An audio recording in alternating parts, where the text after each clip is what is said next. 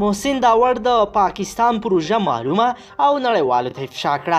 د پاکستان سخت دریځ د پښتنو په وړاندې پښتانه وارخطا کړي دي، خو د دغه ځوانانو جنون او غیرت ته چې وګورو پاکستان حکومت یې پسې اخیستی ده، لاره یې ترې ورکه کړې ده. حکومت هم حیران پاتې ده چې څه وکړي. ملګرو راځئ چې محسن داوړ کوم راز افشا کړ او څه غواړي چې وکړي. ویډیو تر پایه وګورئ چې له حقیقته مکمل خبر شئ. قدرمنو لیدونکو السلام علیکم، ستړي مه شئ. پښتون ژغورنې غورځنګ مخکښ مشر او پارلماني غړی محسن داوړ وایي پاکستان د پښتنو په مشرانو د غدارانو نومونه او ټاپې لګوي چې دا د ریاست په لاس کې یو خطرناکه پروژه ده.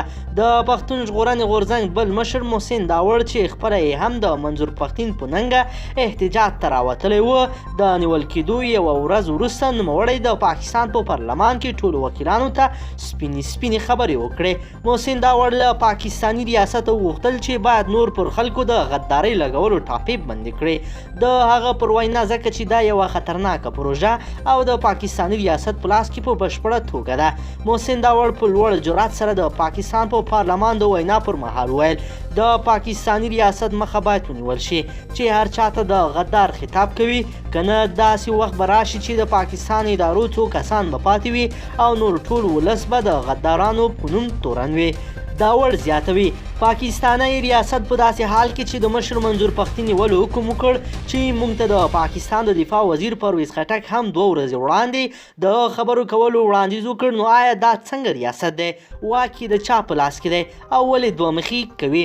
محسن داوړ د پاکستان د پارلمان مشر او نور وکیلانو ته په خطاب کې وویل پاکستاني ادارو پر پاچا خان، ولی خان، اسفندیار ولی خان، فاطمه جناح او ذوالفقار علی بوټو هم د غدارۍ تورونه لګولي وو، خو معلومه نه ده چې پاکستان د چا لخوا اداره کیږي.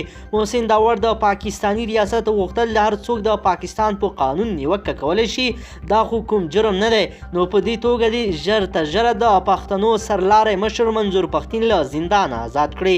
محسن داوړ وروسته له هغې د پاکستان په پارلمان کې دا خبرې کوي چې د تیر یکشنبې پر ورځ د پښتون ژغورنې غورځنګ مشر منظور پښتین د پاکستاني پولیسو له لورې په جعلي قضیه کې ونیول شو. محسن داوړ د منظور پښتین وروسته د پښتون ژغورنې غورځنګ تر ټولو مهم غړی بلل کیږي چې د پښتنو لپاره د مبارزو پر دوام دا دوهم ځل دی چې د ریاست له لورې نیول کیږي، خو بیا هم د پښتنو لپاره په مبارزو بوخت دی. د یادولو ده چې د منظور پښتین برخلیک لا هم نه دی معلوم، خو په غبرګون کې پر افغانستان، پاکستان او نړۍ کې پراخ لاریونونه روان دي. قدرمنو لیدونکو که چیرې غواړئ چې ورته تازه او مهمو پیښو څخه ځان ډیر ژر او په لنډو کې خبر کړئ، زموږ چینل د سره ضرور سبسکرایب کړئ او ویډیو د سره حتما لایک کړئ. مننه له توجه نه مو.